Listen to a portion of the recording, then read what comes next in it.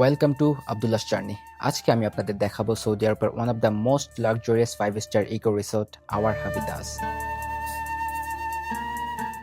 যেখানে এক রাতে থাকার জন্য আপনাকে গুনতে হবে 10 থেকে 15 হাজার রিয়াল, যা বাংলা টাকায় 4 থেকে 5 লাখ টাকা। জি হ্যাঁ, ঠিকই শুনেছেন, 4 থেকে 5 লাখ টাকা।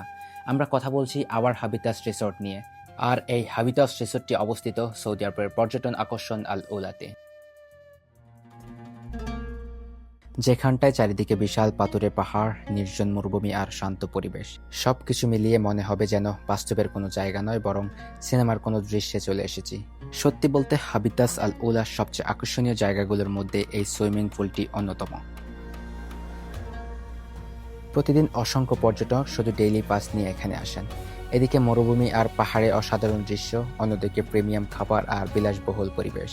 এই অভিজ্ঞতা উপভোগ করতে খরচ করতে হবে 700 থেকে 1100 রিয়াল পর্যন্ত। যদি আপনি বিলাসিতা, প্রকৃতি এবং ইতিহাস এই তিনটাকে একসঙ্গে উপভোগ করতে চান, তাহলে আল উলা এবং আওয়ার হাবিতাস অবশ্যই আপনার ভ্রমণ তালিকায় থাকা উচিত।